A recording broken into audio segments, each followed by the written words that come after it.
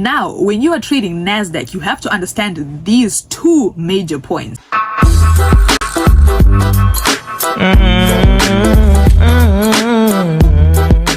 What is happening, beautiful traders? How you guys doing? I am doing absolutely lovely, and I'm back again with a lit video for you guys. Probably wondering why you have a perfect strategy that a lot of people are using, or you've taken a strategy from someone and you just don't know how to use it. Maybe you're just doing it all wrong. But the most important thing you have to understand right now is for any chart to move, there should be a catalyst that is moving it, right? In this video, you're going to learn the best time to trade the Nasdaq, US30, and maybe US500 even, right? Because most of these charts, they actually move alike. But before we get into all of that good stuff, if you're new to the channel, welcome. We trade Nasdaq over here. If you're returning, welcome back. Don't forget to hit the like button and turn your post notifications. Subscribe to the channel. Why? Because when we hit 10,000 subscribers, I'm going to be doing a lit giveaway, funding 10 different accounts and giving 10 different people free mentorship. You don't want to miss that. So your question is, what is the best time to trade Nasdaq? Maybe what is the best time frame to trade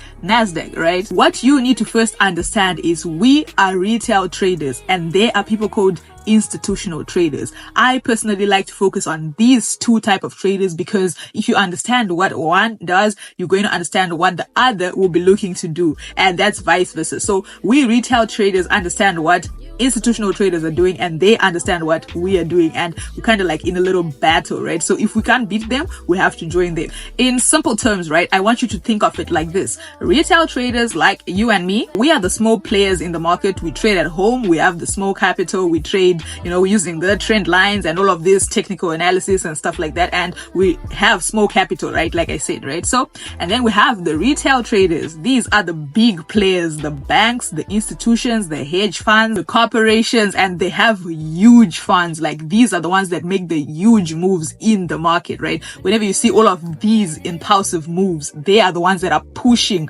the market like that, right? These have a lot of resources, right? And they at most times are the ones responsible of shaping the price of the market. If they shape the price movements and if these institutions move the price, you always want to know what they are up to, right? You want to know what they are doing at all times so that they don't play it against you. Now, when you are trading Nasdaq, you have to understand these two major points. For Nasdaq to move, there should be a catalyst that moves it, right? And that the institutions, they cannot offload their positions at once. So they have to drop a few now and then come back later and drop the rest of their positions, right? So I'm going to explain what all of that means. So in fun terms, right, a catalyst, just imagine you're at a party, right? And then the catalyst is the DJ, and then the DJ drops a sick beat and then everyone starts moving, everyone is now vibing. Yeah, there is a lot of noise, there's a lot of movement, you understand? So in forex, that's just when we have like news events, all of these things. That's our sick beat. That's when everyone is like, they're just hyper. The market is just so volatile. You know what I'm saying? So that's the catalyst. So first of all, that's what you need. And then now the institutions, let's view them as the dance floor pros, right? Those are the ones that can dance, right? And then obviously they're not going to just come and then take the whole dancing. They need to be smooth about it. So they're going to start by dropping a few moves, they're going to start by, giving you the little moves so that you guys don't think that they want to, they're professionals. You know what I'm saying? So those few moves, those are the positions that they're going to drop at first, right? And then what they do now, they step back a little bit and then let others join, right? And then you guys think now we're all in together. Then they're just watching everyone, and then everyone is joining the dance floor. And then now that everyone is comfortable, you're on the dance floor, you're all dancing and all that good stuff. Then they now step in and then offload the rest of their positions. That's when you see that whole impulse move, and then stop loss are taken out, sell limit orders, buy limit orders, all of those things are taken out because everyone was comfortable, and then they just came in again and then wiped all of these people out, right? Now, if you understand this concept, right, you can use it to your advantage, right? So you want to know when the institutions are stepping into the market, when we have a catalyst in the market. How do you spot all of these things? That's a secret.